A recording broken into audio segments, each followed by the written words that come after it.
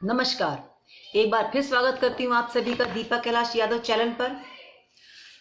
26 जनवरी के दिन से तो आप अच्छी तरह से परिचित हैं ही। इसके विषय में मुझे कुछ विशेष परिभाषा देने की आवश्यकता नहीं है, तो मैं 4 पंक्तियों के साथ अपनी बात आरंभ करती हूँ कि दम उखड़ने लगा नब्ज भी थमने लगी, दम उखड़ने लगा नब्ज भी थमने लगी, पर मुझे न परवाह अपनी जान की थी। दम उखड़ने लगा नब्ज भी थमने लगी, पर मुझे न परवाह अपनी जान की थी। बस एक ही धुन सवार थी कि मेरी मौत ही मेरे वतन की जिंदगी थी। जी हाँ, कुछ ऐसे ही भाव थे उन तमाम वीर शहीदों के दिलों में जिन्होंने भारत माँ के चरणों में अपने लहू का कतरा कतरा बहा दिया।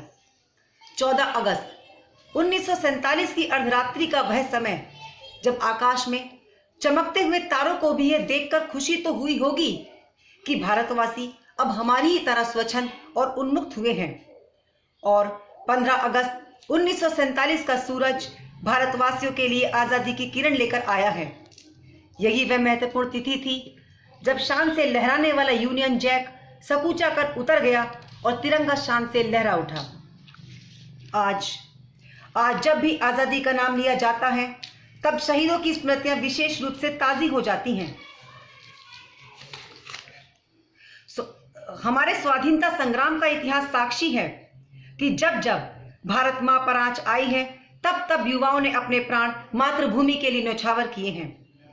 अपनी भारत भूमि को आजाद कराने के लिए कितने ही वीरों ने अंग्रेजों की यातनाएं सही, उनकी गोली के शिकार हुए और हंसते हंसते फांसी पर चढ़ गए और जाते जाते दे गए हमें वह अमर संदेश जो आज भी युवाओं के मन में एक जोश खड़ा कर देता है, शत्रुओं से मुठभेड़ लेने का। यदि आज पृथ्वी पर ऐसा कोई देश है जिसे हम पुण्य भूमि कह सकते हैं, यदि ऐसा कोई स्थान है जहां सभी जीवों को अपना कर्मफल भोगने के लिए आना पड़ता है, यदि ऐसा कोई स्थान है जहां भगवान को प्राप्त करने की आकांक्षा रखने वाले किसी जीव मात्र को आना होगा, तो मैं निश्चित रूप से कहूंगी कि वह हमारी मातृभूमि भारतवर्ष है।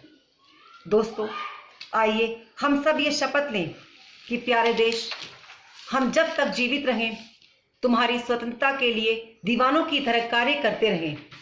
हमने अपनी अंतिम सांसें भी तुम्हारे चरणों पर निछावर कर दी हैं। हम मरने के बाद भी तुम्हें नहीं भूलेंगे, तुम्हारे गीत गाते रहेंगे। जय हिंद, जय भारत।